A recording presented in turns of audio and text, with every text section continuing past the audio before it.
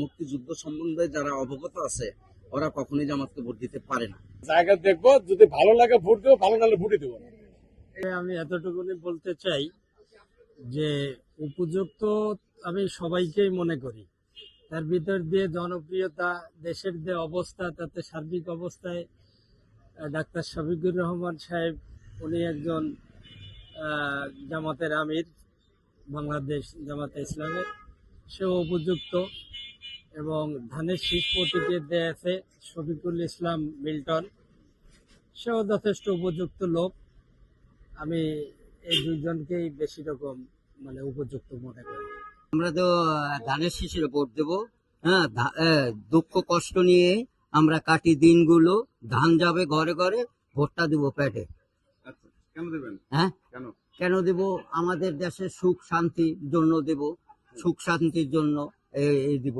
যেরকম আমাদের প্রেসিডেন্ট জিয়াউর রহমান দেশ চালাইছে, হ্যাঁ, খুব শান্তিভাবে চলছি, সস্তায় খাইছি, হ্যাঁ, চলছি ফিরছি এইভাবে। এটা হইলো বলা যায় না, এখন কার উপরে তকবির কিসমত আছে সেই আসবে।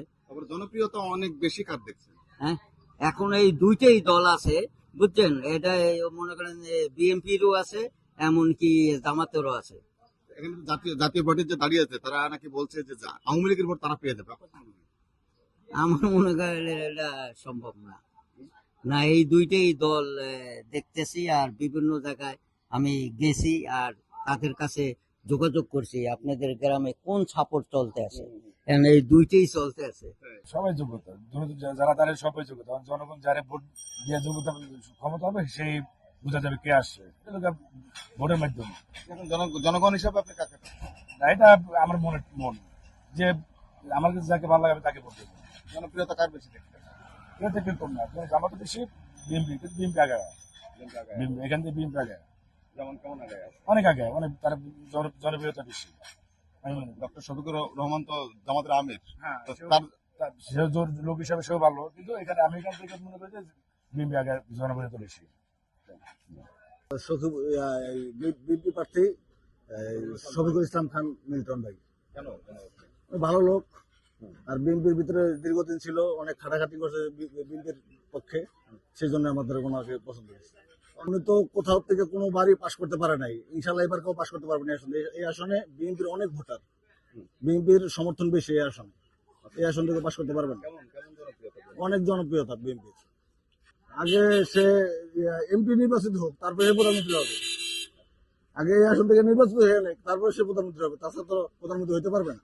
মিল্টন খান ওনারা মনে করেন যোগ্য ব্যক্তি এবং ভালো। ধানের শীষ বর্তমানে ওনার ওই সবার জোয়ার ওনারই বেশি। আমাদের 15 আসনে ওনার আমাদের খুব দরকার। ওনার যোগ্য ব্যক্তি এবং ওনার সৎ লোক, এটা আমাদের সবারই ধারণা। আমরা এটাই চাচ্ছি, যাতে ওনার জামাতের আমির এখান থেকে নাকি বিপুল ভোটে বিজয় হবে। না, জামাতের আমির বিপুল ভোট, ওনাকে তো মনে করেন সংখ্যা গনিষ্ঠতই নেই। যদি ওনারা যদি মনে করে আমরা পাস করব, পাস সবাই তো করতে পারে, সবাই আশা করে নির্বাচনের আগে যতদিন নির্বাচন না হয় বা সবাই আশা করব আমি পাস করব, তো তার জন্য তোরা আশা করবি। যোগ্যতা আমরা মনে করি সবাই যোগ্য, আর ভিতরের যোগ্য কে বেশি তার আমরা জানি না। সবাই যোগ্য, কিন্তু আমাদের কাজ কি করবো ওটার যোগ্যতার প্রমাণ। আমি তো মনে করবো আপনার যোগ্য, আপনার মনে করো যোগ্য, কিন্তু যোগ্যতা আসলে কেউ না। যে যোগ্য কাজ করে যে দেখাবে সেই আমাদের যোগ্য, অন্য কিছু না। আমি আপনাকে মনে করবো আপনার যোগ্য, আপনি তো আসলে যোগ্য না। আপনি কাম করবেন কিন্তু তার উপরে যোগ্যতা নির্ভর করবে আপনার, তাই না? এটাই হলো মূল বিষয়। এখন তো সবাই আমরাও আশা দিচ্ছে, আমরাও আশা নিতেছি, কিন্তু আসলে কর্মক্ষেত্রে কে কি করবে না করবে, জামাত, জাতীয় পার্টি, বিএনপি, আওয়ামী লীগ যতগুলি দেন, যার যার স্বার্থের জন্য তারা দৌড়ায়, আমার স্বার্থের জন্য কেউ দৌড়ায় না। এটা হলো মূল বিষয়। আমরা যাকে সাপোর্ট করবো, এটা আমরা দেশের নাগরিকরা ভোট আমরা দেবো, এটাই আমাদের আশা। কিন্তু আমরা ভোট দেওয়ার পরে কি পাবো এটা একমাত্র উপর আল্লাহ জানে। আমরা নিজের যে আছে ও জানে না। এটা বলতে পারবো না কাকে দেবো। জায়গা দেখবো, যদি ভালো লাগে ভোট দেবো, ভালো না হলে ভোটই দেবো না। এই বর্তমান বাংলাদেশে জনপ্রিয়তা কাদের বেশি দেখছেন? কোনো জনপ্রিয়তার কারণই নেই, সবগুলো খালি হই হই। টাকার উপরে জনপ্রিয়তা নির্ভর করে, আর কিছু না। যে টাকা বেশি সেটা হবে জনপ্রিয়তা তার বেশি। আসলে জনপ্রিয়তা সবাই সমান। সামনে স্যালুট, পিছিয়ে গেলে পাশে লাথি মারবে, এটাই আসল বিষয়। সামনে স্যালুট মারবে, স্যার আসছে, কিন্তু স্যারের কর্মকর্তা কথা শুনে যে রিয়াকশন দাঁড়াবে তোর পাশে লাথি মার, এরকম দাঁড়াবে। অনেকে বলছে নাকি জামাত ক্ষমতা আসলে ভালো কিছু করবে। হ্যাঁ, তারা কোনোদিন আসে না, যদি আসে হয়তো তারা ভালো করতে পারে, নাও করতে পারে, এটা গ্যারান্টি নাই। করতেও পারে, নাও করতে পারে। যদি তারা মনে করে যে আমরা এতদিনে ক্ষমতায় আমরা একবার পাইলাম, কাজ করে দেখাই দেই, আমরা দেশের জন্য কাজ করব, হয়তো ভালো হবে। আর যদি বলে না আমরা তো আরসি একবার লুটে পুটে যায় যাই, তো এরকম সবারই একই অবস্থা হবে। আপনার কি মনে হয় তারা কি কাজ ভালো করবে? করতেও পারে, তার অন্তর তো আমি জানি না। তাদের কথাবার্তা কাজ করবে, তার অতীত এমপি ছিল একজন, তারা সেই সূত্রে বলা যায় হয়তো ভালো করতে পারে, করবে কিনা এটা জানি না। আমরা দেখছি না, আমরা তো হয়তো আমরা এই পর্যন্ত আমাদের বস্তু আর খারাপ হয় নাই, পরে 40-এর কাছাকাছি। তো আমরা তো বিভিন্ন দলই দেখছি, সব দলই দেখছি। আমরা মনে করি যে বিএনপি একজন একজন একটা দলের মধ্যে পড়ে, কারণ এরা এই হিসাবে বাংলাদেশে একজন এই পরিচালনা আগেও করছে, এখনো অনেকদিন করছে, তারপরে যেন সামনে সুযোগ পায়, এটাও আমরা চাই। যে সবাই সব জিনিস পারে না, আর সবারই সব জিনিস দিয়ে চলে না।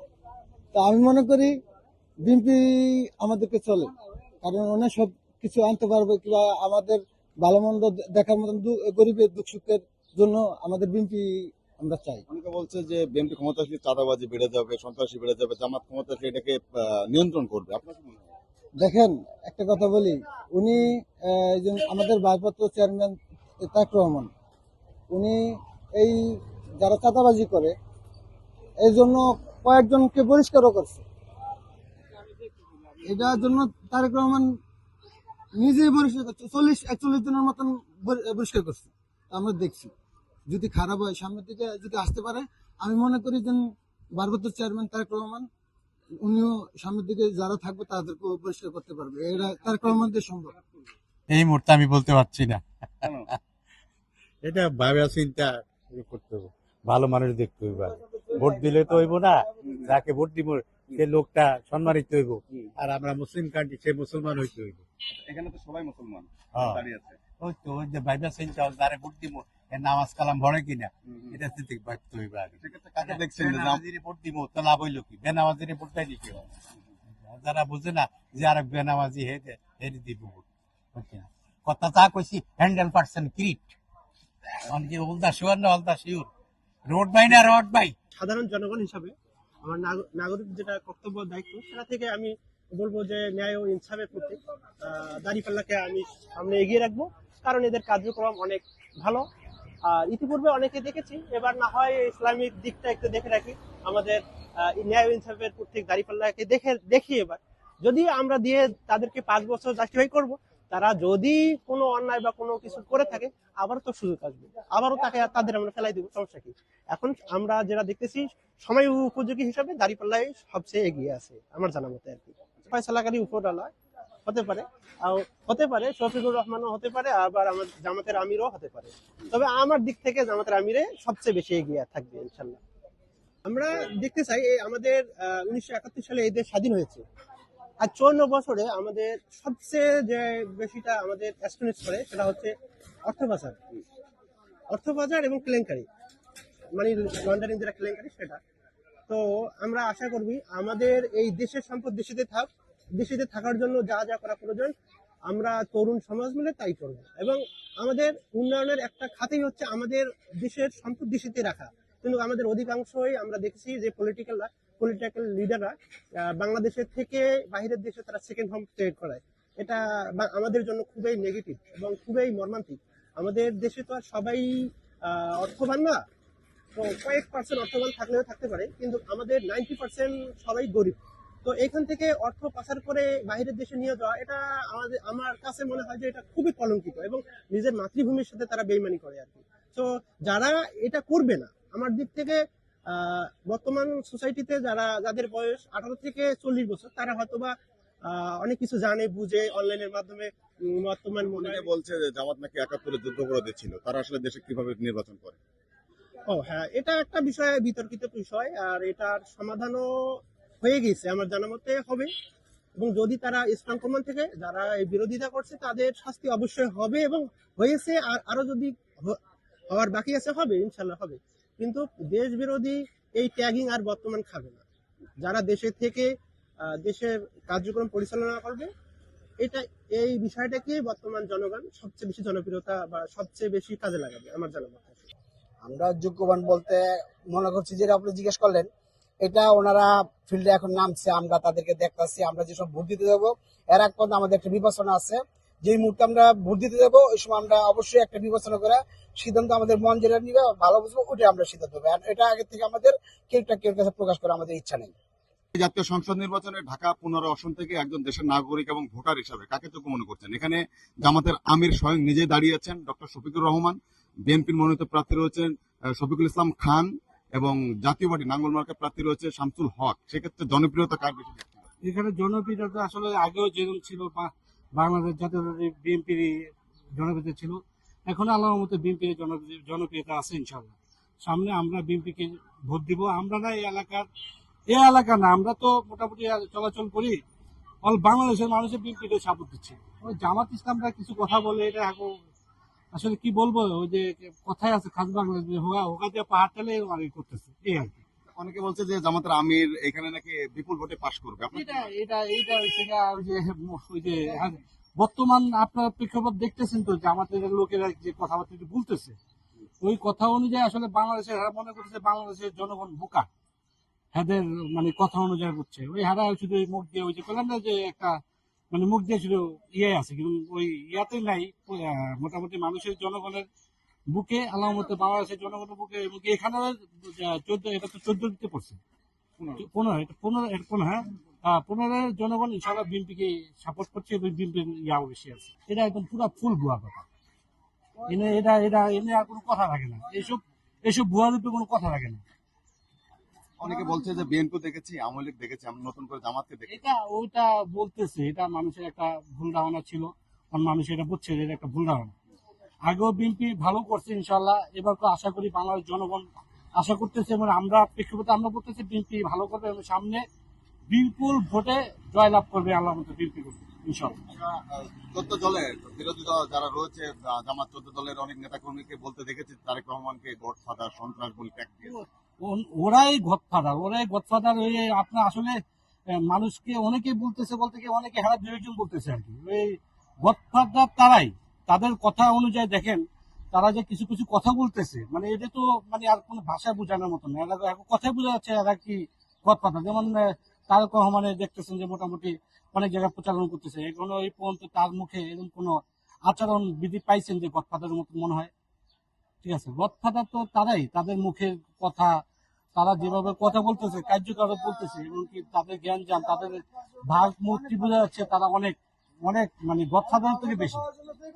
ঠিক আছে, আর এটা আপনারা আসলে আপনারা জানেন, আমরা না, আপনারা জানেন, আপনারা দেখতেছেন যে তাদের আচরণ বিধি, তাদের কথার রূপ ধারণ, তারা এখনই যেভাবে বলতেছে, ভবিষ্যতে তারা যে আরো কত খারাপ ইয়া করবে এটা কোনো ভাষা প্রকাশ। জামাত আসলে নাকি দেশে ইসলাম প্রতিষ্ঠিত হবে। আসলে ইসলাম প্রতিষ্ঠা, জামাতে ইসলাম আসলে জামাত তো আসলে ওভাবে আল্লাহ রাসুলের ইসলাম না, তাদের নামধারী একটা নাম বিকৃত করা একটা ইসলাম।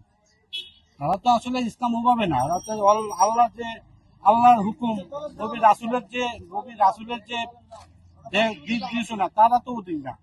তারা তাদের নাম ইসলামের নাম বিক্রি করে মানে তারা চলার ইয়া করতেছে। অরিজিনাল তো তারা ওভাবে আল্লাহ রাসুলের ইসলামিক কায়েম তাদের নিয়ত নেয়, যে নিয়ত থাকতো তাদের এই যে আচরণ বিধি এরকম থাকতো না। আল্লাহ রাসুল তো এভাবে মানে তাদের যে আচরণ বিধি এসব বলে নাই এবং এভাবে ইসলামের রীত নাই। ঠিক আছে, নারীদেরকে নাকি সর্বোচ্চ সুযোগ সুবিধা দেবে আগামীতে ক্ষমতা।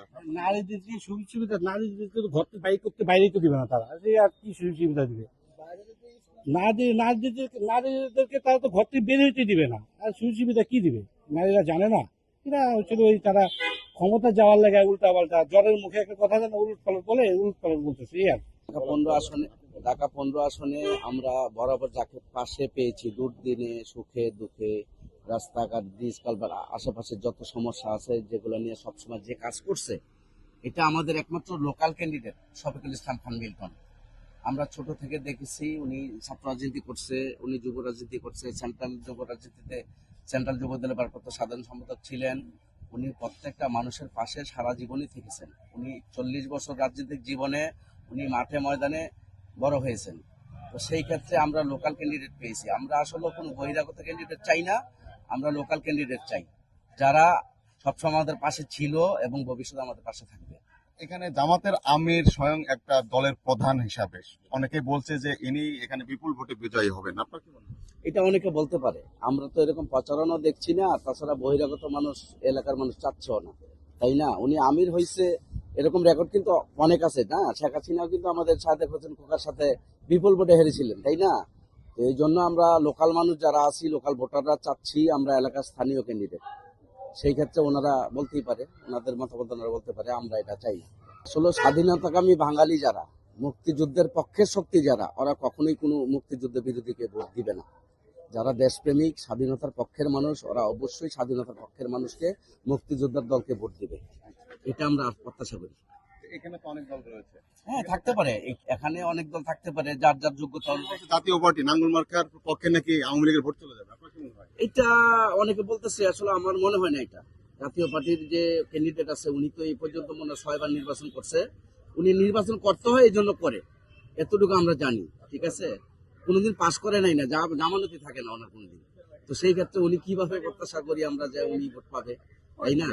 তো আমাদের লোকাল ক্যান্ডিডেট হিসাবে শফিকুল ইসলাম খান মিল্টন এলাকার ছেলে হিসাবে সকলের প্রিয়। আর তাছাড়া ঢাকা 15 আসন আপনারা হয়তো জানেন, বরাবরই এটা বিএনপির দৈর্ঘ্য হিসাবে পরিচিত।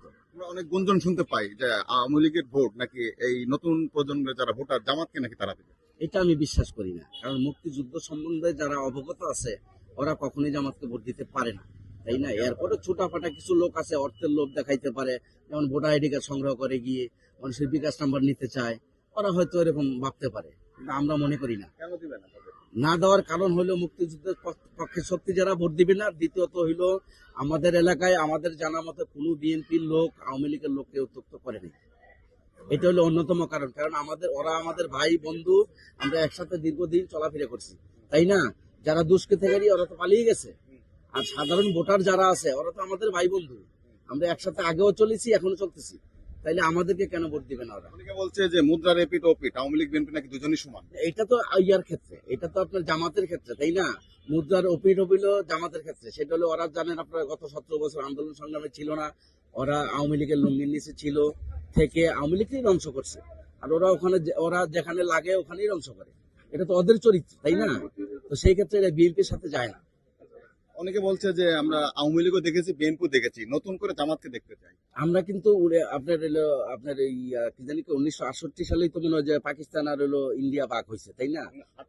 48 সালে তখন ওনাদেরকে দেখা হয়েছে কিন্তু, তাই না? ওরা পাকিস্তানের বিরোধিতা করছে, তারপরে 1971 সালে ওরা বাংলাদেশের বিরোধিতা করছে। ওদেরকে দেখা হয় নাই যারা বলছে ওরা মূর্খ, আমি মনে করি, কারণ ওদেরকে দেখা হয়েছে, ইতিহাস ওরা জানে না, এই জন্য ওরা বলে এগুলা, তাই না?